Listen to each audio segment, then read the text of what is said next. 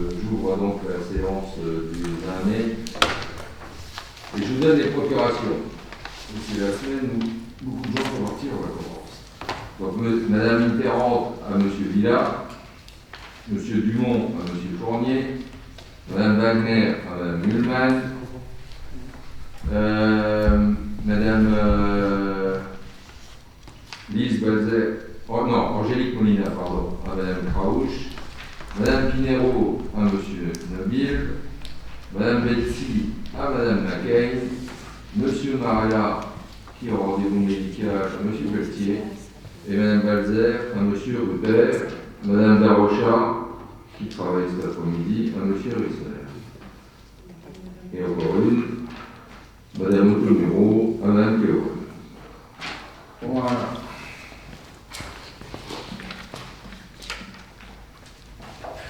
Bien, désignation du secrétaire de séance, comme d'habitude, je propose le plus jeune d'entre nous, on ne va pas dire le Benjamin, M. Dolbeau.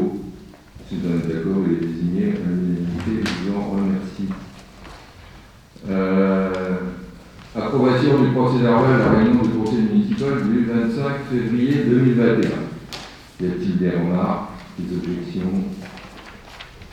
Je mets aux voix. Qui est contre? Qui s'abstient? Réputé adopté à l'unanimité et je vous en remercie. Point numéro 2, c'est les communications des décisions du maire. Il y en a 16. Décision 7-2021. Le maire de Ronva décide de fixer l'indemnité d'enlèvement de sacs poubelles déposés sauvagement au chemin de Saint-Paul à Ronva en date du 23 mars 2019 à un montant de 256,96 €. Un titre de recette sera émis à l'encontre du contrat. Décision numéro 8. Décide de signer un contrat d'entretien et contrôle de bornes escamotables avec la société Alres Réseau 6 à haut concours selon les modalités suivantes. Date d'effet 1er avril 2021. Lieu d'implantation au parking Saint-Exupéry à Ronva. Durée 3 ans sauf dénonciation contraire. Montant total 1 272 € hors taxe. Révision de prix tous les ans au 1er avril en fonction de l'indice du coût de la main-d'œuvre des industries électriques. Décision numéro 9. Décide de signer un contrat d'entretien et contrôle de bornes escamotables avec la société RS Réseau 6 toujours au concours. Date d'effet 1er avril 2021, lieu d'implantation parking place de la République à Ronva, durée 3 ans sauf dénonciation contraire, montant total annuel 2544 € hors taxe, révision des prix tous les ans au 1er avril en fonction de l'indice du coût de la main-d'œuvre des industries électriques. Décision numéro 10. Le maire de la ville décide d'accepter les indemnités de sinistre concernant la destruction d'un flot à la suite d'un choc de véhicule. Lieu du sinistre, rond-point de Coulanges à Ronva, date du sinistre 9 juillet 2019, montant du solde de 189,64 €, indemnité versée par le crédit mutuel d'assurance routière. Décision numéro 11. Le maire décide de signer un contrat de concession de la fourrière municipale avec le garage Junquelier et Fils, dont le siège social est à Abondance, selon les modalités suivantes. Date d'effet 1er avril 2021, durée 1 an renouvelable tacitement 3 fois pour une durée maximale de 4 ans. Les tarifs sont ceux de l'arrêté du 3 août 2020, modifiant l'arrêté du 14 novembre 2001, fixant les tarifs maximaux des frais de fourrière pour automobiles. Ces tarifs seront automatiquement modifiés si un nouvel arrêté venait à apparaître.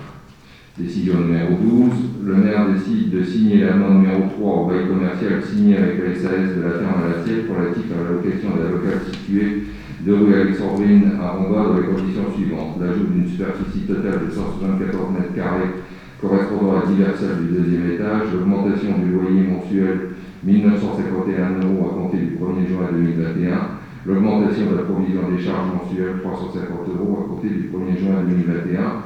Les autres clauses du bail initial restent à changer. Décision numéro 13. Décide d'accepter le remboursement de la franchise concernant la dégradation des barrières et bornes pour un paravéhicule identifié. Lieu du sinistre 23 rue Raymond Mondor à Ronva. Date du sinistre 17 novembre 2019. Montant de la franchise 1 000 €. Indemnité versée par le groupe AMA d'assurance de la commune. Décision numéro 14. Décide de signer des marchés subséquents du lot numéro 3, maintenance corrective des aires de jeu et des agrès de fitness de plein air avec la société SAS Récréation 6 à Céris en département 77. Durant chaque marché subséquent, à compter de la notification jusqu'à la réalisation complète des prestations. Les 3 marchés ont un total de 26 946 € pour la réfection de ces jeux. Décide de signer tous les actes modificatifs en rapport avec ces marchés subséquents. Décide de solliciter une subvention d'État pour l'année 2021 dans le cadre de la dotation générale de décentralisation pour les bibliothèques au titre de l'extension des horaires d'ouverture pour la 3e année consécutive, étant entendu que cette subvention peut être octroyée pour une durée de 5 ans. La ville de Rambach développe une politique dynamique de renforcement des pratiques culturelles dans l'accès à la culture et aux outils numériques. Depuis 2019, les horaires d'ouverture de la médiathèque de la Pléiade ont été réalisés, ce qui a entraîné une extension globale et hebdomadaire, mais aussi ponctuelle, lors d'actions culturelles en soirée et week-end. Ces efforts tendent à permettre l'accès au service du plus grand nombre de résidents sur le territoire et favorisent la création littéraire, cinématographique et numérique. Il répond pleinement au plan de bibliothèque souhaité par le président de la République. L'État, par le biais de la DRAC, encourage les services de lecture publics soucieux de s'adapter aux nouveaux usages sous la forme d'une aide financière pluriannuelle. Le montant prévisionnel au titre de l'année 2021 s'élève à 61 991 € TTC selon le plan de financement ci-dessous. Donc vous l'avez détaillé, 61 991 €. Participation de la DRAC Grand Est pour 78%, soit 43 394 €. Fonds propre de la ville de Rambach à 30%, soit 18 597 €, ce qui fait 100% des 61 991 €. La commune s'engage à prendre en charge sur ses fonds propres le différentiel en cas de non-attribution de toute ou partie de la subvention sollicitée. Décision numéro 16. Le maire décide de fixer l'indemnité d'enlèvement de déchets déposés sauvagement rue Général de Gaulle à Rambach pour un montant de 773,56 €. À titre de recette sera émis à l'encontre du contrat. Décision 17. Vu l'arrêté numéro 125/2016, en date du 10 novembre 2016, le maire de la ville décide de facturer les travaux rue Gravel à Rambach, section gratuite, parcelle 822, réalisés par l'entreprise RNTP pour un montant de 3 600 €. Un titre de recette sera émis à l'encontre du contravenant. Décision numéro 18. Décide de signer un contrat d'éco-pâturage des terrains du Bureau communal de Rambach avec la société des Écopacs qui est sise à Cournois-la-Chétive selon les modalités suivantes. Date d'effet 15 avril 2021, terrain concerné parcelle numéro 144, 145, 154 à 156, 158 à 161, 163 à 180, 166, 168 à 171 et 507 de la section numéro 32 et numéro 16 de la section numéro 33. Durée 36 mois sur 3 ans sur des négociations contraires. Montant total annuel 1 922,50 € hors taxe de gestion annuelle et 700 € hors taxe d'installation. Décision numéro 19. Décide d'accepter le remboursement de la franchise concernant la dégradation d'une barrière et d'un main d'éclairage public par un véhicule identifié. Lieu du sinistre giratoire Saint-Exupéry à Rambach, date du sinistre 5 mars 2020, montant de la franchise 1 000 €, indemnité versée par Inter-Europe Assurance du Tiers. Décision numéro 20. Décide de solliciter une subvention auprès du département de la Moselle pour l'année 2021 dans le cadre de l'aide au développement des ressources numériques en bibliothèque. La ville de Rambach développe une politique dynamique de renforcement des pratiques culturelles dans l'accès aux outils numériques et à la lutte contre l'électronisme. Depuis 2019, la médiathèque municipale de la Pléiade offre des ressources dématérialisées concernant la presse en ligne avec l'aide du département de la Moselle. La ville souhaite élargir la dite offre à l'auto-formation et aux frais de jeux vidéo. Le département de la Moselle, par le biais de la direction de la lecture publique, encourage les services de lecture publique soucieux de s'adapter aux nouveaux usages sous la forme d'une aide financière pluriannuelle. Le montant prévisionnel au titre de 2021 s'élève à 4 094 € TTC selon le plan de financement ci-dessous que vous avez détaillé. La commune s'engage à prendre en charge sur ses fonds propres le différentiel en cas de non-attribution de toute une partie de la subvention sollicitée. Donc, à titre paritaire, 50% la ville et 50% le département. Décision numéro 21. Décide d'accepter le remboursement du solde du sinistre concernant la dégradation d'une barrière et d'un mât d'éclairage public par un véhicule identifié. Lieu du sinistre, giratoire Saint-Exupéry à Rambach, date du sinistre 5 mars 2020, montant du solde de 1 696,39 €, Indemnité versée par Groupama Assurance de la commune. Et décision numéro 22, décide d'accepter l'indemnité versée pour le sinistre suivant. Date du sinistre 17 mars 2021. Nature des dommages, bris de glace sur un véhicule appartenant à la commune, montant de l'indemnité 659,32 €, indemnité versée par Groupama Assurance de la commune.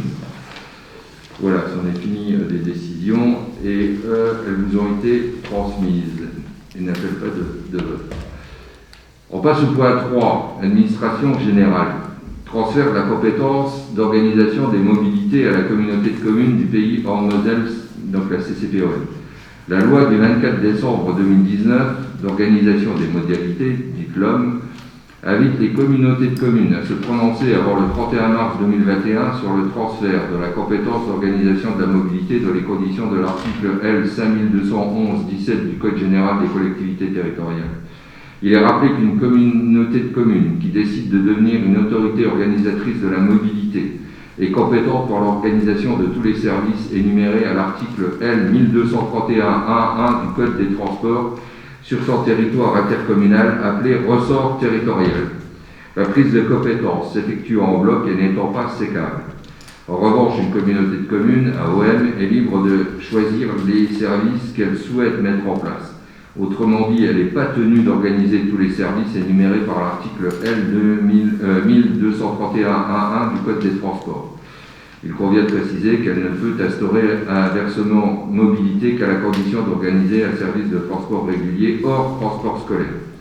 Par ailleurs, la communauté de communes devra ultérieurement décider de demander le transfert ou non des services de transport régulier scolaire et à la demande jusqu'alors organisée par la région Grand Est et se trouvant intégralement exécutée au sein du ressort territorial.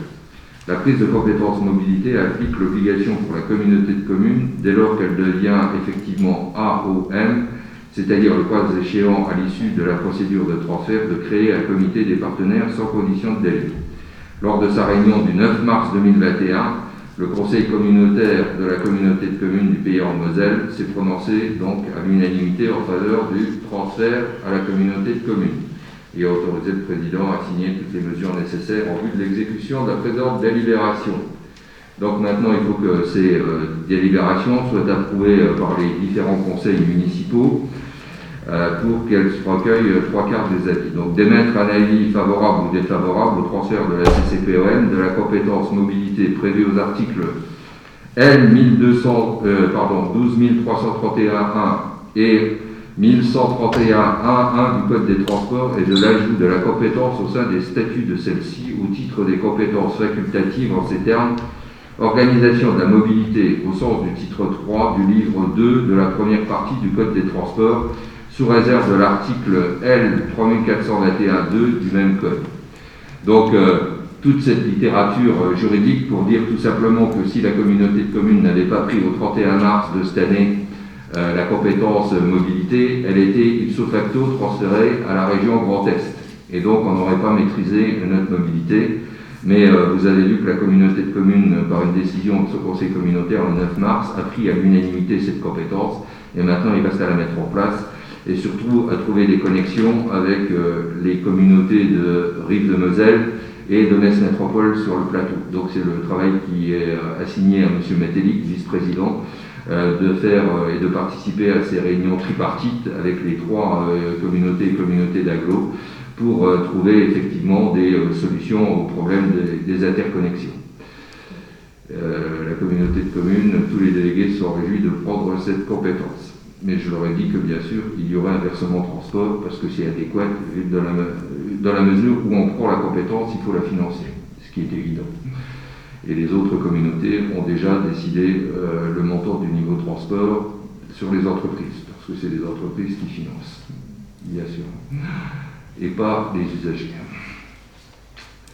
Bien, que dire d'autre? C'est vraiment factuel, c'est de vous demander, formel, de vous demander si les communes sont d'accord pour prendre ou ne pas prendre. Qui est contre? Qui s'abstient? Donc réputé adopté à l'unanimité, je vous en remercie. Le point suivant, il est à peu près de la même facture. C'est le rattachement de la commune d'Écarts-Villers à la paroisse de Weinbourg, ainsi que la modification des ressorts des consistoires de la Petite-Pierre et d'Ingues-Villers et des inspections de la Petite-Pierre et de Bouxvillers Changement de nom de l'inspection de la Petite-Pierre en inspection Alsace-Bossu-Moselle. Pourquoi on doit prendre cette délibération? Puisqu'on a un temple et on a une communauté, et donc on fait partie de la confession d'Augsbourg, d'Alsace et de Lorraine. Et comme il est dit, le directoire de l'église protestante de la confession d'Augsbourg, d'Alsace et de Lorraine a sollicité la modification des ressorts des inspections de la Petite-Pierre et de Bouxwiller, en ce que la commune d'Eckartswiller, actuellement rattachée à la paroisse du consistoire, au consistoire et à l'inspection de la Petite-Pierre, serait rattachée à la paroisse de Weinbourg, dépendant du consistoire d'Ingwiller et de l'inspection de Bouxwiller. Le directoire a également proposé le changement de nom de l'inspection de la Petite-Pierre en inspection Alsace-Bossu-Moselle.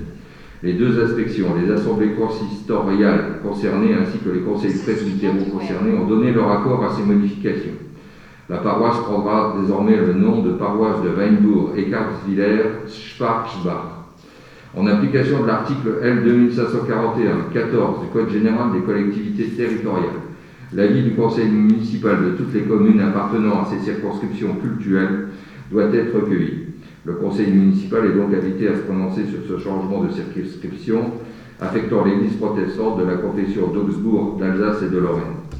Étant entendu l'exposé, il est demandé au conseil municipal d'émettre un avis favorable ou défavorable, je vous recommanderais surtout favorable, au rattachement de la commune d'Eckartswiller à la paroisse de Weinbourg, ainsi qu'à la modification des ressorts des consistoires de la Petite-Pierre et d'Aiguillé et des inspections de la Petite-Pierre et de Bouxwiller que ce rattachement entraîne, et d'émettre un avis favorable au changement du nom de l'inspection de la Petite-Pierre en inspection d'Alsace-Bossu-Moselle.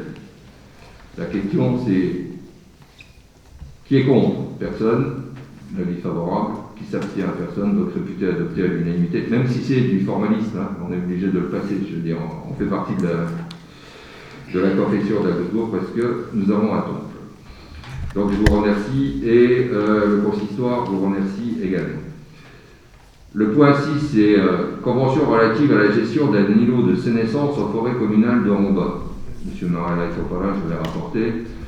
En compensation des opérations de défrichement liées aux travaux de création de la nouvelle DR52 sur le bord de la commune de Romba, la DREAL Grand Est a sollicité la ville de Romba en vue d'instaurer en forêt communale une zone dite d'îlot de sénescence d'une surface de 8 hectares et 47 ar.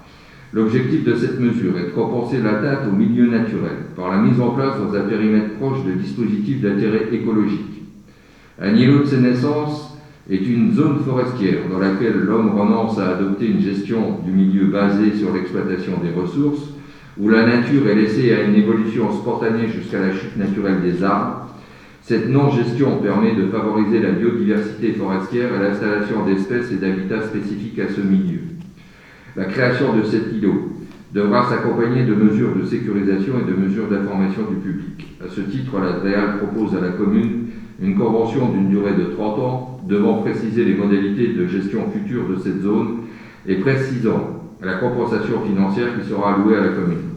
Appuyé sur un rapport d'estimation établi par l'Office national des forêts qui tient compte des pertes de revenus forestiers liées à l'abandon de 8 hectares 47 ar de surface boisée, l'indemnité forfaitaire unique proposée à la commune de Romba à la signature de la présente convention est de 147 072 € et 76 centimes. Si la convention est établie sur une base de 30 ans, la DREAL précise que l'objectif à long terme est bien de maintenir, au-delà de cette échéance temporelle, l'îlot en son état de réserve de biodiversité dont l'intérêt écologique ne sera que grandissant au fil du temps. Entendu l'exposé, il est demandé au conseil municipal de prendre connaissance de la convention et du rapport d'estimation de l'Office national des forêts, d'autoriser le maire à signer la convention avec la DREAL visant à créer l'îlot de sénescence en forêt communale et en définir les modalités de gestion. Donc c'est la loi qui dit que lorsqu'on prend 1 hectare pour effectivement réaliser un tronçon routier ou une voie rapide, on doit en donner 3. Donc on est à près de 9 ar. Pour 3, on a donné 3 hectares. Il y a 3 hectares qui sont concernés par la DR52 sur le banc de combat, donc ça fait 8 hectares et 47 ar. Et donc dans 30 ans, nos successeurs décideront s'ils maintiennent ou pas, mais ça sera en 2051 et on n'a pas trop le choix puisque c'est la loi qui est de ce fait à appliquer. Pas de commentaire. Qui est contre? Qui qui s'abstient, donc réputé adopté à l'unanimité, et le reboisement vous en remercie. Point numéro 6, et on est toujours dans la forêt, reboisement forestier, demande d'aide de l'État dans le cadre du plan de relance. Sur les 3 dernières années, à l'échelle du Grand Est et au-delà, les peuplements d'épicéens ont été fortement touchés par les attaques de scolites, coléoptères, dont la prolifération anormale est liée à l'élévation des températures moyennes. Ces attaques ont entraîné un dépérissement et une mort rapide des arbres. La commune de Rambard, fortement touchée, concentrait une population d'épicéas sur 2 secteurs. Un secteur en forêt communale de la parcelle numéro 1 située sur les hauteurs du chemin de Saint-Paul et dont la surface couverte est d'environ 10 hectares. Une partie de ce boisement a été supprimée entre 2019 et 2020, mais les travaux ont été arrêtés depuis. Un secteur situé le long de la rue Chantraine, entre la passe des Sansonnets et le Boulodrome, ce boisement situé hors de la forêt communale couvrait une surface avoisine de 6 arts et a été supprimé au 2e semestre de l'année 2020, toujours touché par les scolites. L'État, dans le cadre du plan de relance de l'économie, voté fin 2020, dédie 150 millions d'euros au renouvellement forestier. Le volet renouvellement forestier du plan de relance s'inscrit en cohérence avec les priorités de la feuille de route pour l'adaptation des forêts au changement climatique préparé par les acteurs de la forêt et du bois. Le taux d'aide en cas de peuplement sinistré se porte à 80%. Dans ce cadre, une commune propriétaire de parcelles forestières bénéficiant du régime forestier et soumise à un plan de gestion, ce qui n'est notre cas, peut missionner l'ONF en tant que porteur de projet. À ce titre, l'Office national des forêts effectuera le diagnostic des surfaces à reconstituer, la préparation, le dépôt et le suivi du dossier de demande et de subvention, ainsi que l'assistance à la commune à la passation des marchés pour l'ensemble des travaux. Le montant prévisionnel, tel qu'elle l'a estimé l'ONF, des travaux est estimé à 180 000 euros TTC. Le montant de subvention attendu pour un taux de 80% sera de 144 000 euros TTC. Il resterait à la commune la prise en charge sur fonds propres de 36 000 euros restants. Il est à noter que si au regard du nombre important de surfaces à traiter à l'échelle nationale, la demande de subvention formulée par la commune de Rambard n'était pas retenue, le coût du montage par l'ONF du dossier de subvention, 1 800 euros TTC, ne serait pas facturé. Pour pouvoir bénéficier d'une aide de l'État au titre du volet renouvellement forestier du plan de relance, il est donc demandé au conseil municipal de donner délégation au maire pour déposer une demande d'aide de l'État au titre du volet renouvellement forestier du plan de relance pour la reconstitution des parcelles forestières, 2. Désigner l'ONF comme porteur de projet pour réaliser les missions ci-dessus, 3. D'approuver le montant provisionnel des travaux et les modalités de financement, 4. D'autoriser le maire à signer une convention de mandat autorisant l'ONF à constituer et à déposer le dossier de demande d'aide, à signer les engagements relatifs du projet et constituer les demandes de paiement. 5. D'autoriser le maire à signer une convention d'adhésion au groupement d'achat. Et 6. D'autoriser le maire à signer tout document afférent. Vous avez compris que c'était suite à la destruction des arbres par les coléoptères et les scolites. On a une possibilité de demander un reboisement. L'ONF a été missionné pour calculer le montant de ce reboisement. Et c'est suivant cette étude que nous vous proposons cette délibération, étant entendu qu'il nous faudrait remplacer les 10 hectares de Saint-Paul plus les 0,6 du rue Chantraine. Ça me semble une mesure de bonne loi de repeupler la forêt avec des arbres et si possible avec des espèces qui ne soient pas assujetties aux scolites et coléoptères.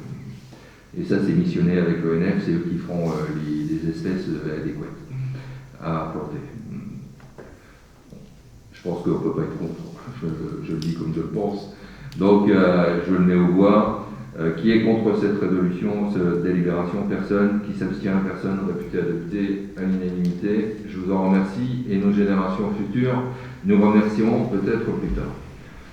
Opposition au transfert automatique de plein droit de la compétence PLU à l'intercommunalité. On l'avait déjà passé, mais il y a un problème peut-être de date du décret.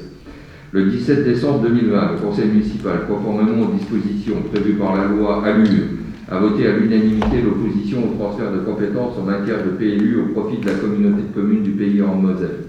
Par courrier du 22 Décembre 2020, le préfet de la Moselle informe les communes que la date butoir de mise en œuvre du transfert de plein droit de la compétence PLU des communes aux communautés d'agglo et aux communautés de communes est reportée au 1er juillet. Voilà le problème.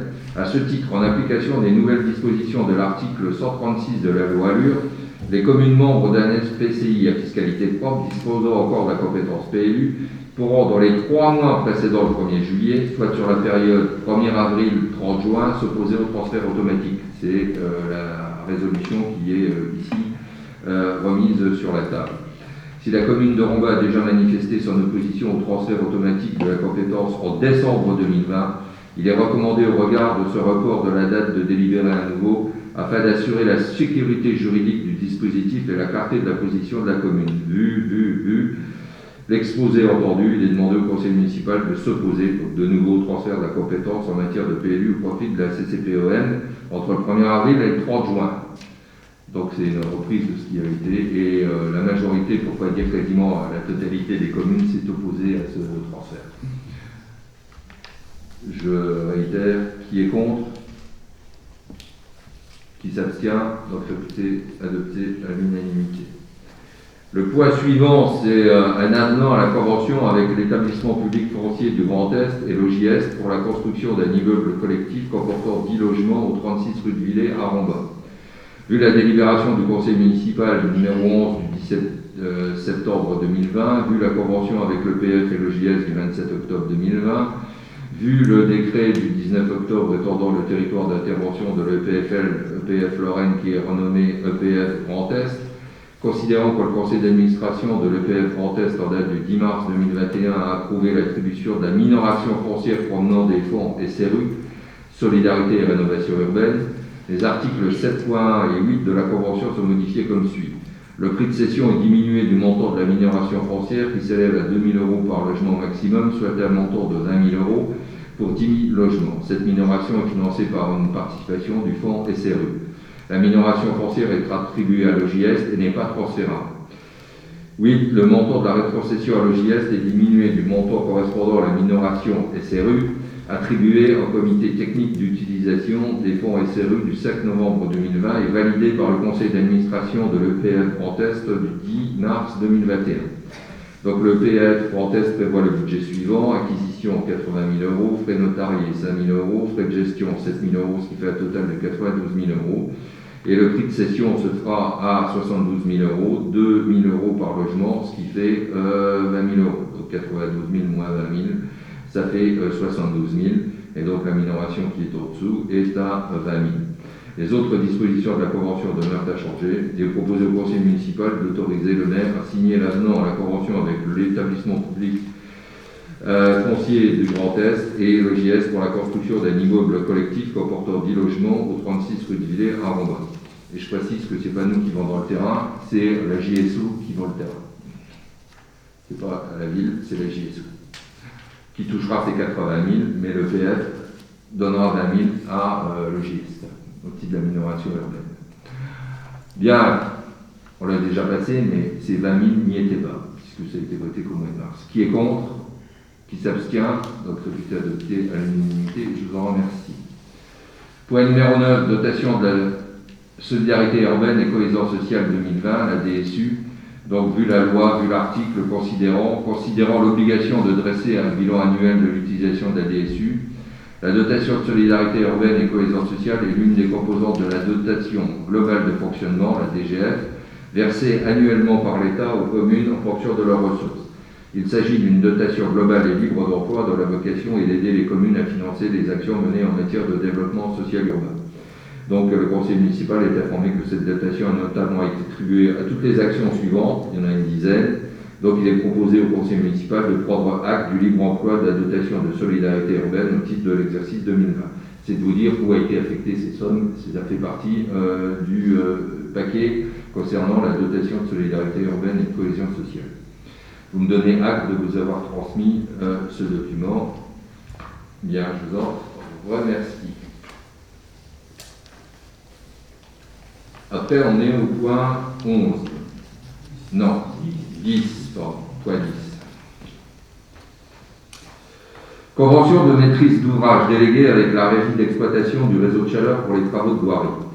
La régie d'exploitation de réseau de chaleur de Rombas réalise un réseau de chaleur alimenté par une chaufferie biomasse sur le territoire de la commune de Rombas. Le déploiement de ce réseau nécessite la réfection partielle d'enrobés, le remplacement de bordures, la pose de marquage au sol et de signalétique sur les voiries communales désignées sur le tableau prévisionnel joint en annexe numéro 1 à la Convention. La ville souhaite déléguer à la régie la maîtrise d'ouvrage au délégué de ses travaux de voirie. Le montant maximum de l'opération est fixé à 280 000 € hors taxe, après l'étude qui a été faite avec la régie, soit 36 000 € TTC. Et la convention, c'est de régler cette somme sur 5 ans, soit 67 270 000 € arrondi à 70 000 € par an sur 5 ans. La régie s'engage à assurer le financement de l'opération et procédera aux appels de fonds par l'émission de titres de recettes chaque année selon l'échéancier joint en annexe numéro 2 à la convention. Et donc proposer au conseil municipal d'approuver les termes de la convention, d'autoriser le maire à signer la convention de maîtrise d'ouvrage déléguée avec la régie d'exploitation de réseau de chaleur ainsi que l'ensemble des documents nécessaires à l'opération. Et vous avez vu que les travaux étant quand même importants, on descend à 1,60 m, on est descendu à 4 mètres dans la rue de Versailles parce qu'il y avait des problèmes. On a trouvé des réseaux qui n'étaient sur aucun plan de recollement. Donc il a fallu s'adapter. Et on a décidé qu'on tirait des tapis quasiment sur toute la largeur et pas sur une moitié de chaussée ou un tiers de chaussée parce que c'était pas à la fois esthétique et c'était pas à la fois aussi pratique pour les riverains. Bien, bonjour Monsieur Barbaras, et vous noterez qu'il arrive au point numéro 10 et on le remercie d'être venu malgré ces problèmes de jambes. Donc voilà, d'approuver les termes de la convention et d'autoriser le maire à signer la convention de maîtrise d'ouvrage déléguée avec la régie d'exploitation du réseau de chaleur ainsi que l'ensemble des documents nécessaires à l'opération. Qui est contre, qui s'abstient, personne, refusé d'adopter à l'unanimité. Et nous remercions bien sûr les riverains parce que parfois ça occasionne quelques déboires et quelques désagréments. Le point suivant, c'est le point numéro 11. Redéfinition des règles relatives au temps de travail conformément à la réglementation. C'est l'article 47 de la loi numéro 2019-528 du 6 août 2019. J'informe l'Assemblée que la durée du temps de travail à 1607 heures a été consolidée par la loi de transformation de la fonction publique du 6 août 2019, mettant fin aux dérogations à la durée hebdomadaire de travail à 35 heures dans la fonction publique territoriale. Un délai d'1 an à compter du renouvellement des assemblées délibérantes a été imparti aux collectivités et établissements pour définir dans le respect des dispositions légales les règles applicables aux agents. Donc vous savez que le deuxième tour l'année dernière a lieu au mois de juin pour la plus grande majorité des communes, donc 1 an, c'était jusqu'au mois de juin. Actuellement, les agents titulaires et stagiaires à temps complet bénéficient de 30 jours de congé annuel. La mise en place d'un nouveau régime, conformément au cadre légal, aura pour conséquence la réduction du nombre de jours de congé annuel. Aussi, dans un souci de préserver autant soit peu le nombre de jours d'absence au titre des congés annuels, je propose d'augmenter la durée hebdomadaire de travail à 36 heures afin de générer, comme le prévoient les textes, des jours de RTT qui viendront compenser la perte d'une semaine de congé. Compte tenu de ces nouvelles modalités, le protocole d'accord sur l'aménagement et la réduction du temps de travail en date du 27 novembre 2001 de la commune et son avenant numéro 1 en date du 19 décembre 2013 seront remplacés par un nouveau règlement permettant l'intégration des nouvelles dispositions qui seront applicables à l'ensemble du personnel le 1er janvier 2022. Donc vous avez compris que la loi du 6 août 2019 nous impose de dire c'est l'heure-là, fixée par le Parlement, c'est-à-dire l'Assemblée nationale et le Sénat. Et donc il nous était important de conserver effectivement ces jours de RTT. Et on a eu un comité technique paritaire le 23 avril et à l'unanimité, on s'est mis d'accord sur la redéfinition des règles relatives au temps de travail conformément à la réglementation.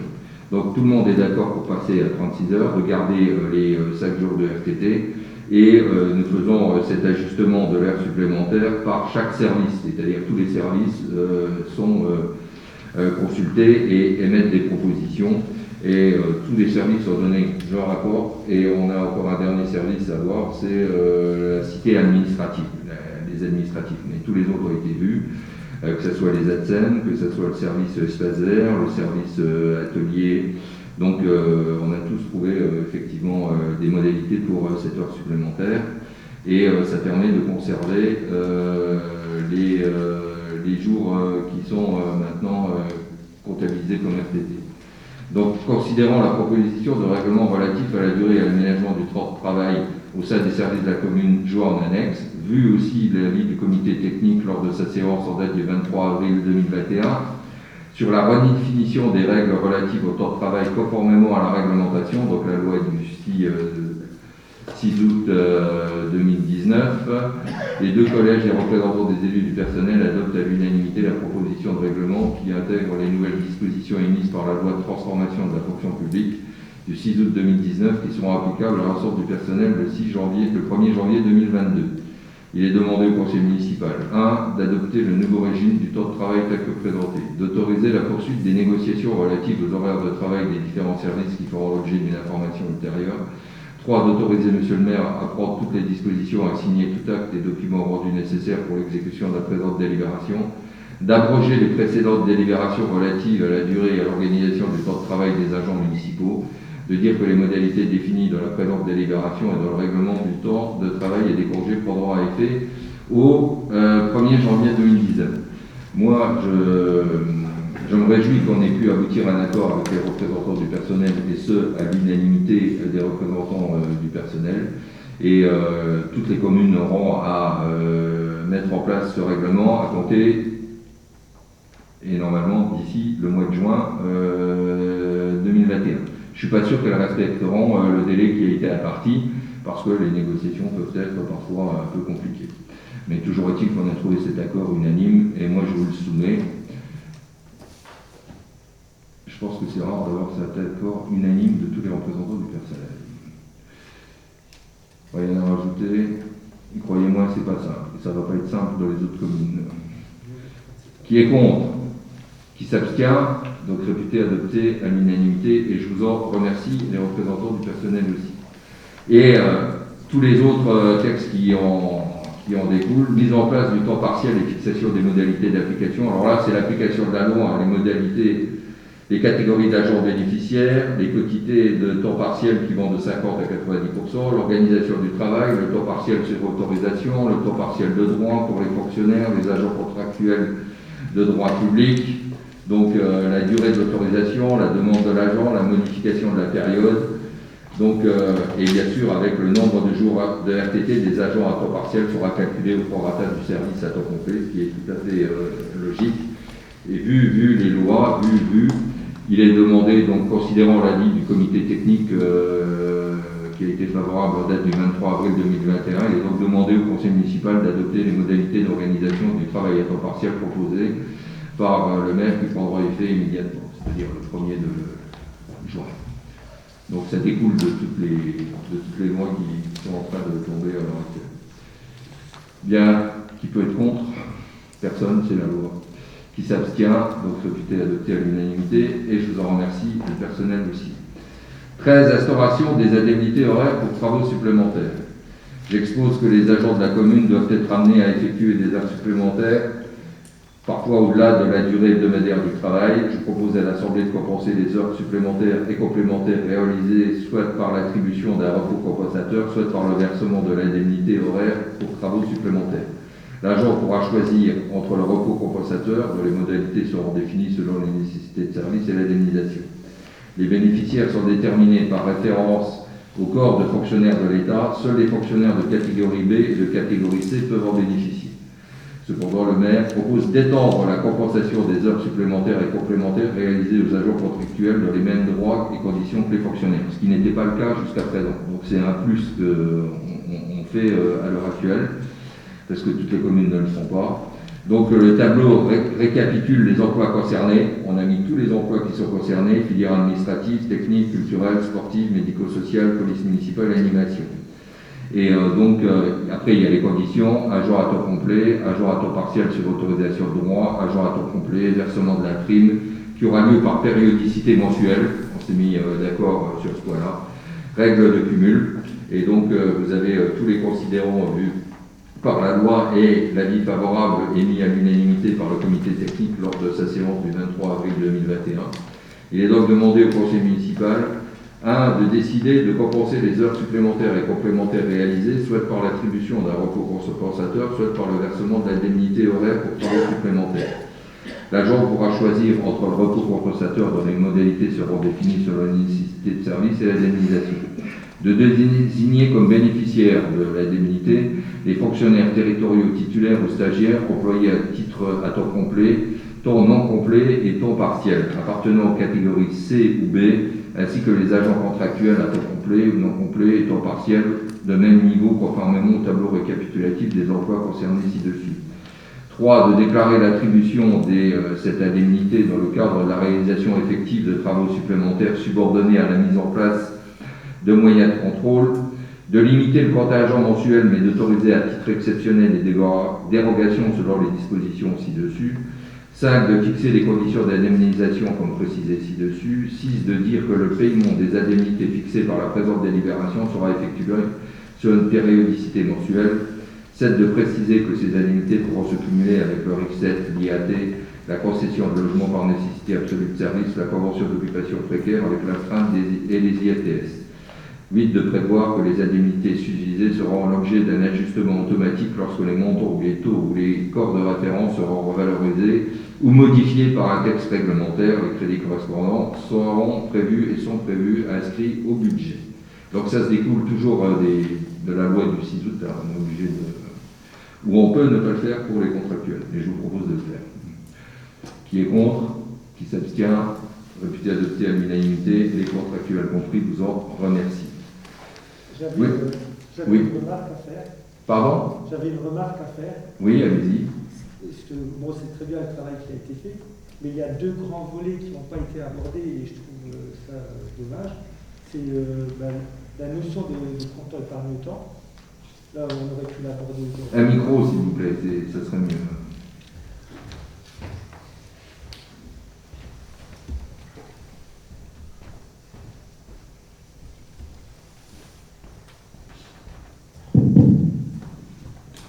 Merci. Donc, il y a deux volets qui auraient pu être abordés aujourd'hui. C'est le compte épargne-temps. Donc, peut-être qu'il n'existe pas sur la commune. C'est déjà fait, il a été voté, tout est réglé. On aurait pu l'améliorer aujourd'hui. Ça peut être abordé. Il n'y a pas eu de commission, encore une fois, ce qui aurait pu permettre aujourd'hui d'apporter un vote favorable aux agents de la commune. Et après, on aurait pu aussi aborder la notion de dotation des jours de congé en cas de situation grave pour un collègue, etc. Donc, c'est aussi fait. On l'a déjà voté. Je profite de prendre la parole pour dire, bon, il y a eu la période de Covid et on peut expliquer le manque de commission de préparation aux conseils municipaux. J'espère que après cette période longue, on va reprendre un rythme normal pour préparer au mieux les futurs conseils municipaux et apporter à chacun à son niveau des améliorations. Voilà. Je partage votre avis. On est en période de Covid qui est plutôt compliquée et vous avez vu qu'on est toujours en crise d'urgence sanitaire, donc sans possibilité d'avoir du public, et on l'aura, et on aura des commissions. Mais les deux points que vous avez évoqués, le compte épargne-temps a été adopté il y a 2 ou 3 ans déjà, donc on est dans le règlement qui a été défini au niveau, et on l'applique automatiquement, c'est-à-dire qu'avant c'était 60 jours, mais maintenant on met 70 jours, parce qu'avec la période Covid c'est 10 jours. Donc c'est automatique d'après les lois qui ont été faites en crise d'urgence sanitaire. Et deuxièmement, c'était pour les jours exceptionnels, ça aussi, ça a été automatiquement fait, il y avait une délibération, donc tout ça, et ipso facto intégré dans le compte congé des agents. Oui, chaque journée, on dit qu'ils ont été donnés, et ça a été donné pour la crise Covid. Donc ipso facto, ça s'applique avec les décrets de la fonction publique, c'est tout de suite mis en œuvre. Et là, on est dans la loi du 6 août qui modifie, vous l'avez compris, pas mal de choses, et on est obligé de le passer. Et toutes les communes devront le passer, normalement, 1 an après leur élection. C'est-à-dire qu'au plus tard, le mois de juin. Je veux dire, ça serait juin 2020, la dernière date qui avait lieu. Donc ça devrait être juin 2021. je vous fiche mon billet que ça ne sera pas avant l'automne si tout va bien. Je suis à peu près sûr. Mais bon, nous, on essaye de tenir les délais, puisque après tout, on est là pour respecter les délais. Bien. Donc voilà, tous les autres points ont été votés au conseil municipal, donc là-dessus, il n'y a pas à revenir. Je parle du compte épargne-temps et puis des jours, et puis qui découlent des décrets. Bien, après, nous avons donc la modification, c'est le point suivant du tableau des effectifs, c'est le point 14. Donc, comme chaque conseil, ou à peu près tous les deux conseils, il est demandé au conseil municipal la suppression des postes suivants. Donc, dans la filière administrative, un poste de rédacteur qui est parti à la retraite au 1er janvier, et puis dans la police municipale, un poste de gardien brigadier de police, qui a eu cette titularisation le 15 décembre et qui est parti à Metz le 3 décembre. J'avoue que je n'ai pas apprécié. Et je reconnais, et je le dis, la ville de Metz payera la formation qui a été faite, puisqu'il avait pris un engagement de rester 3 ans, il n'est pas resté. Donc on a recruté une ASVP qui nous vient d'une autre commune et qui, elle, s'engage également dans le même processus. C'est une préparation de concours pour passer poste de gardien brigadier de la police municipale. Et donc, nous financerons cette formation qui lui tient à cœur. Et puis la création des postes suivants, qui sont des promotions, un poste d'adjoint technique principal de première classe, Béatrice Ragazzo, et 2 postes d'adjoint technique principaux de 2e classe, qui sont aux ateliers M. Sabot et Dicitio, et un poste d'attaché principal, Mme Capilli. Donc je précise que ces agents pourront bénéficier du régime indemnitaire correspondant à leur filière et que les emplois ainsi créés ouvrent droit en cas de besoin à la réalisation effective d'heures supplémentaires rémunérées. C'est la phrase qu'il faut le dire pour qu'elles puissent bénéficier de ces compléments indemnitaires. Bien, qui est contre, qui s'abstient, réputé adopté à l'unanimité, je vous en remercie. Création d'emplois saisonniers pour 2021, on doit chaque année le passer. Ce n'est pas une délibération qui peut être prise pour la durée du mandat. Moi, je vous propose, vous savez, c'est les fameux emplois l'été pour les jobs étudiants et les jobs des lycéens, de fixer à 60 comme l'année dernière, de créer donc au conseil municipal de créer 60 emplois non titulaires saisonniers, de fixer selon les postes à pouvoir les niveaux de rémunération suivants, alors filière administrative, adjoint administratif, premier échelon, IB 354, indice majoré 330, filière technique, adjoint technique, premier échelon, IB 354, indemnité majorée 330, les crédits correspondants sont prévus au budget 2021. Chaque année, et ça devient de plus en plus dur, avant les étudiants ou même les lycéens qui en faisaient la demande pouvaient trouver des emplois saisonniers d'été dans le privé. Maintenant, c'est très difficile de le trouver, donc nous, on essaie toujours d'en avoir 60, et c'est un coût qui est pour la collectivité de l'ordre de 100 000 €, charges sociales comprises, mais j'estime que c'est absolument indispensable pour avoir ce volant de job d'été. Sinon, on risque d'avoir de gros problèmes, les jeunes ne pouvant plus trouver ces jobs d'été qui permettent de mettre du beurre dans les épinards, comme on dit, pour leurs futures études. Bien, il faut que je passe ça au conseil municipal, si vous en êtes d'accord. Qui est contre, qui s'abstient, donc réputé adopté à l'unanimité, et les jeunes vous en remercient. Point suivant, participation de la ville au financement des garanties de protection sociale complémentaire santé de personnel pour l'année 2021 ou 2020, donc en régulier, non, on passe sur l'année dernière. Okay. Vu la circulaire du 5 mars 1993 relative à la prise en charge par les collectivités territoriales d'une partie des cotisations versées par leurs employés ou mutuelles de petites sortes adhérents, considérant que dans le cadre de la participation de la ville de Romba au financement des garanties de protection sociale complémentaire santé du personnel, la ville de Romba participe à hauteur de 25% pour 2020. Oui, parce que c'est à terme échu qu'on verse, c'est-à-dire que c'est pas avant, mais c'est à terme échu, quand l'année est terminée. Pour 2020, la participation de la ville en faveur de Grasse-Savoie s'élève à 7 180 € et 20 centimes. Entendu l'exposé, je demande au conseil municipal d'autoriser le versement de cette contribution patronale à Grasse-Savoie. Qui est contre, c'est statutaire, hein, je veux dire, c'est 25%, c'est 25%. Qui s'abstient, mais il faut que je le passe, donc adopté à l'unanimité, et je vous en remercie. Et puis une nouvelle mesure qui découle, il faut faire une délibération, prestation de calcul des allocations de retour à l'emploi proposées par le Centre de gestion de la fonction publique territoriale de la Moselle. Les collectivités territoriales sont tenues de prendre en charge le versement des allocations chômage de leurs anciens agents privés d'emploi, notamment dans certains cas de perte involontaire d'emploi, refus de titularisation, licenciement pour inaptitude physique, maintien en disponibilité pour absence de poste vacant, mais également dans le cas de certaines pertes volontaires d'emploi, démissions considérées comme légitimes, rupture conventionnelle. Dans certains cas, l'agent bénéficie à sa demande, au terme d'une période réglementairement définie, d'un réexamen de ses droits pouvant potentiellement lui ouvrir des droits, le cas échéant, à la charge de l'employeur territorial. La réglementation applicable est large, convention, décret, et dans le contexte de l'épidémie Covid-19, des mesures d'urgence et exceptionnelles ont été publiées, augmentant la complexité de cette réglementation. Dans le but de répondre de façon pérenne aux nouvelles attentes des collectivités, le Centre de gestion de la fonction publique territoriale de la Moselle a décidé de mettre en place une nouvelle mission relative au calcul des allocations chômage à destination de ces collectivités affiliées. Suite à un départ d'un agent, la collectivité doit dans certains cas calculer et lui verser des allocations de retour à l'emploi. Le Centre de gestion de la Moselle propose par le biais d'une convention qui est jointe en annexe une prestation de calcul des allocations de retour à l'emploi, ARE. Donc, entendu l'exposé, il est demandé au Conseil municipal, article 1, de conventionner avec le Centre de gestion de la fonction publique territoriale de la Moselle et d'autoriser M. le maire à signer tous les documents se rapportant à cette convention et à prévoir au budget les dépenses afférentes. Article 2.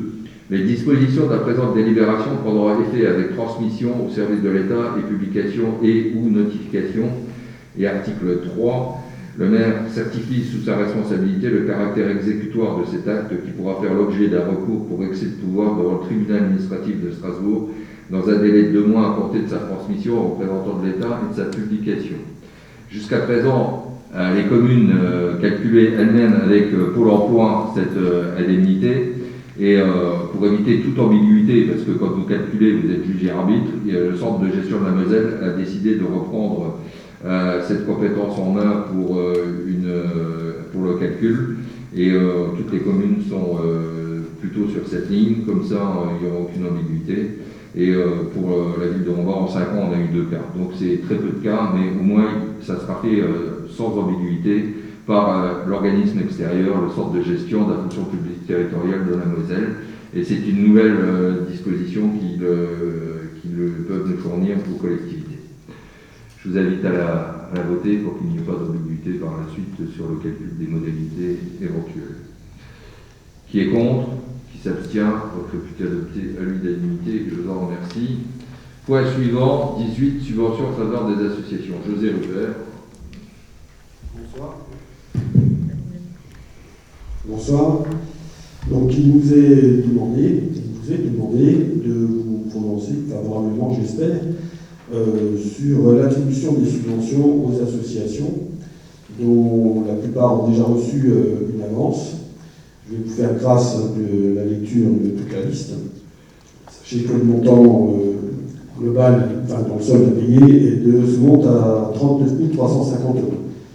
Je tiens à préciser que ces montants sont rigoureusement les mêmes que ceux des années précédentes, ce qui est appréciable et apprécié des associations, surtout par les temps qui courent. Ça fait quand même depuis 2 ans maintenant, 2 saisons, où leur activité a complètement baissé, voire même s'arrêté totalement. Donc voilà, je vous demande de... Bien, donc je vais mettre au vote. Je tiens à dire que certaines municipalités ont diminué les subventions. Moi, je n'ai pas voulu diminuer les subventions parce que j'estime que les associations font partie de ce qu'on appelle le lien social. Et il est important, même dans cette période difficile, qu'ils aient la certitude qu'on soit derrière elles et qu'on continue à les appuyer. Surtout dans les périodes de difficulté comme maintenant, parce qu'il y a une possibilité que des adhérents ne réadhèrent plus à certaines activités. Et je crois qu'il faut maintenir notre soutien. Et c'est important pour la vie associative, qu'elle soit culturelle, sportive, patriotique, et pour le lien social dans une cité. C'est une volonté expresse que j'avais exprimée et que je pense qu'on exprime tous à ce niveau-là, c'est d'être derrière les associations dans des moments difficiles. D'autres communes font comme elles peuvent, comme elles doivent faire. Moi, il ne m'appartient pas de commenter, mais je crois que c'est important pour montrer l'intérêt qu'elles représentent pour la cité. Qui est contre? Qui s'abstient, donc réputé adopté à l'unanimité. Je vous en remercie. Modification du règlement intérieur du périscolaire. Donc le conseil municipal est invité à valider plusieurs petites modifications, et notamment les tarifs et les horaires du service périscolaire qui seront proposés dès la rentrée 2021. Entendu l'exposé, il est donc demandé au conseil municipal d'autoriser les modifications du règlement intérieur du périscolaire, de faire appliquer ce nouveau règlement intérieur dès la rentrée 2021-2022. La seule petite modification, après consultation des directrices, c'est que l'après-midi, ça sera plus 13h30, mais 13h45 jusqu'à 16h15. Parce que pour les mômes, c'était très très juste et de revenir. Et donc, dans l'intérêt de l'enfant, il y a 3 ans, on avait décidé que c'était 13h30. Il y avait eu un vote 3 pour 2 contre. Et là, j'estime qu'il faudrait régler ce problème qui nous est posé parce que ça pose des problèmes d'arrivée timing. Le timing est trop juste à l'heure actuelle. Je rappelle qu'il y a quelques années, on nous demandait une pause méridienne de 2 heures, entre midi et 14h. Je rappelle, mais là, il me semble qu'il est important de respecter le temps de l'enfant. Et ça n'a pas fait d'objection. Qui est contre, qui s'abstient, donc réputé adopté à l'unanimité, et je vous en remercie. Le point suivant, c'est une bourse d'études supérieures, et c'est Aude Mulman qui va rapporter, puisqu'elle s'est occupée de ce point-là. Oui, merci. Donc la ville de Plus près, mais plus près. La ville de... Ça marche pas.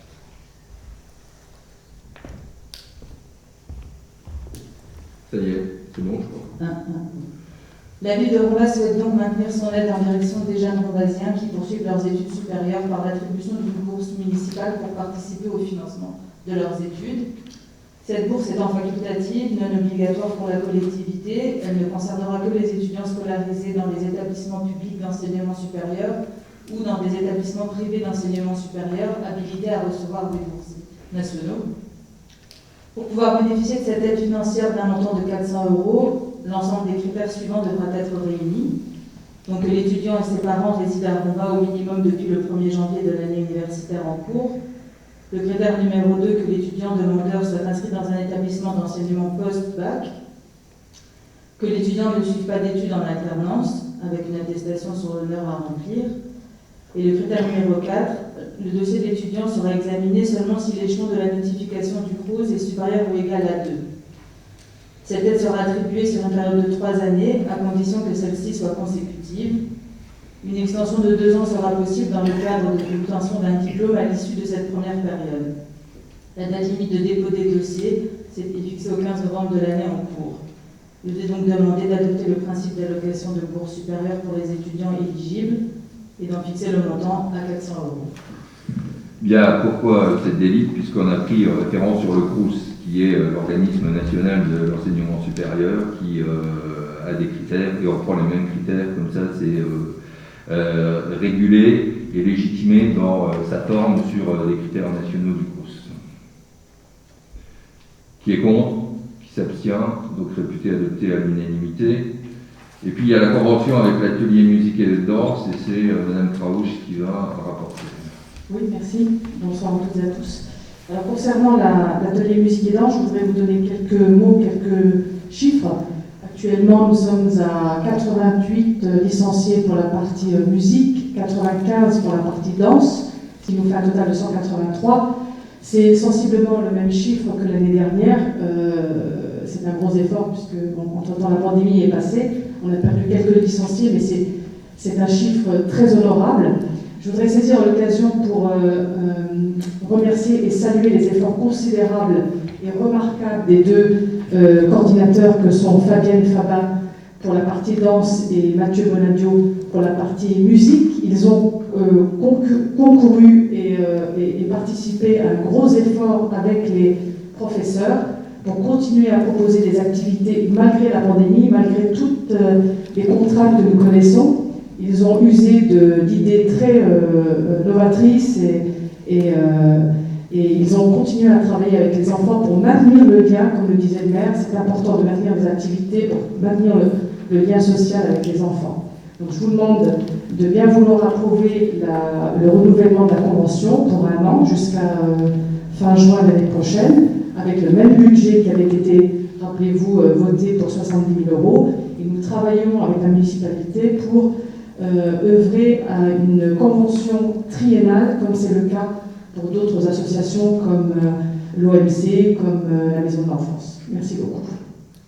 Bien, donc il s'agit, après cet exposé, il est demandé au conseil municipal d'autoriser le maire à signer la convention d'objectifs avec l'association Atelier Musique et Danse qui ira du 1er juillet 2021 au 30 juin 2022 pour un an à ce niveau-là. Et effectivement, je redis ce que j'ai dit, il nous faut appuyer les associations, même si c'est dur, elles continuent à tourner en distanciel, en présentiel bientôt, et c'est important pour le lien social au niveau et le lien associatif, culturel, au niveau de la commune, sportive bien sûr, patriotique, mais surtout pour ce ciment entre les citoyens et les Ronvasiens.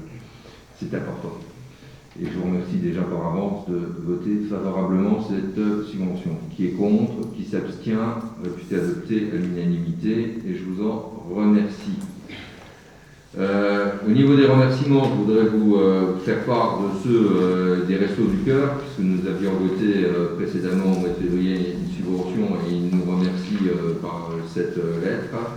Et puis la Gendarmerie nationale qui remercie la police municipale de Romba pour les avoir aidés à apporter un concours efficace et déterminant au succès des opérations en se montrant disponible et réactif aux différentes sollicitations des enquêteurs placés sous mon commandement. C'est le colonel Denis Héberger qui le dit, pour une enquête portant sur un important trafic de stupéfiants apporté des Pays-Bas et d'Espagne qui a été démantelé. Donc il nous adresse ses félicitations à moi en particulier, mais surtout pas à moi, surtout à la police pour leur concours. Même si c'est adressé à monsieur le maire, à la Fournier. À la Fournier. Je relève chaque fois parce que ça me fait sourire, à la Fournier étant un grand écrivain. Donc c'est pas à la Fournier, mais c'est pas grave, c'est juste vous faire part de ces félicitations du commandant de la section de recherche de Metz de la gendarmerie nationale pour notre police municipale. Avant de terminer ce conseil, je voudrais simplement vous dire, j'espère qu'on va pouvoir reprendre une vie entre guillemets, je dis entre guillemets, avec toutes les précautions possibles, une vie normale. Il faudra faire attention, il faut être vacciné, je l'ai dit souvent, je pense que c'est un des moyens pour surmonter cette crise du virus. Les gestes barrières encore. Il y aura les vacances avec leur transfert d'estivants, avec un brassage de population. C'est pas gagné d'avance, il faudra être très prudent. Et quand vous écoutez tous les spécialistes vous disent qu'il y a un mieux, mais attention pour qu'il n'y ait pas une autre vague qui arrive. Moi je ne sais pas si ça sera la 4e, la 5e, etc. Je dis simplement, il va nous falloir être très prudent, très vigilant. Mais on aspire maintenant effectivement à revenir dans une vie qui soit un peu plus normale. Hier, le déconfinement a commencé en extérieur, pour les terrasses. Le 9 juin, ça sera à l'intérieur, toujours avec des consignes, pas plus de 6, avec des tests ou avec j'allais dire un passeport, c'est peut-être pas le terme, ou un passe sanitaire, c'est-à-dire les vaccins, et puis toujours respecter les gestes barrières parce qu'on est dans une période où les variants, on ne mesure pas encore leur impact. Il y en a plusieurs, vous le savez comme moi, on parle beaucoup du variant indien en ce moment, est-ce qu'il va franchir la Manche parce qu'il est en Angleterre, il y a le variant brésilien, il y a le variant sud-africain, le variant britannique. Et donc, il y a aussi la durabilité des vaccins, combien ça dure, etc. Donc, pour l'instant, la science travaille et peut-être qu'ils n'ont pas encore toute la réponse. C'est pour ça que je pense qu'au-delà de la vaccination, il faut respecter les gestes barrières. Avoir une pensée émue pour les familles qui ont été endeuillées, parce qu'effectivement, c'était une pandémie qui a été très douloureusement ressentie. Et puis surtout, être prudent. Et si vous avez un conseil à donner, même si je sais que certains sont réticents, faites-vous vacciner. Si vous voulez voyager, apparemment en Europe, ils essayent de faire un pass sanitaire à l'heure actuelle, si j'ai bien compris, de mettre en point. Ou deux, si vous voulez approcher vos parents, vos proches, etc. C'est peut-être un des moyens, ou le seul moyen. Après, les spécialistes débattront sur effectivement l'effet de la vaccination. Mais pour l'instant, soyons prudents, et j'espère qu'on reviendra à des réunions en présentiel, parce que je pense que c'est le plus important pour la démocratie, avec des commissions, avec des interactions, des discussions, des échanges. Et je crois que c'est le plus important, c'est d'avoir une vie dans la cité, et ça passe par effectivement du présentiel et pas du distanciel. Voilà ce que je tenais à vous dire, même si beaucoup on travaille en visioconférence encore en ce moment. J'étais cet après-midi en visioconférence avec la préfecture. C'est vrai que c'est un mode de communication qui, me semble-t-il, ne favorise pas la vie démocratique en cité. Mais on s'adapte aux critères fixés par monsieur le préfet, et à partir de là, on essaye d'être rigoureux sur ce plan-là. Mais j'avoue qu'effectivement, c'est un manque de ne pas pouvoir discuter, de ne pas pouvoir être en présentiel. Mais je pense que ça va revenir d'ici la rentrée, avec toujours l'obstacle de l'été et effectivement ces déplacements des esquivants qui peuvent effectivement occasionner quelques problèmes. Donc soyez prudents, soyez vigilants, mais il ne faut pas désespérer. Je pense que quelque part, on risque effectivement de repartir de façon à peu près, entre guillemets, correcte à la rentrée. Mais avec toutes les précautions d'usage, gestes barrières, vaccinez-vous les uns les autres. C'est le vœu que je formule, et surtout une reprise progressive de la vie en cité, y compris dans tous les lieux, cafés, restaurants, magasins, enfin tout ce qui fait la vie d'une nation ou d'une ville. Bien, si vous en êtes d'accord, je vais lever la séance, il est 19h10, si vous en êtes d'accord, pas d'objection. Donc je vous remercie d'avoir participé à cette réunion, et la séance est levée à 19h10. Merci de votre participation et merci d'être venu. Merci beaucoup.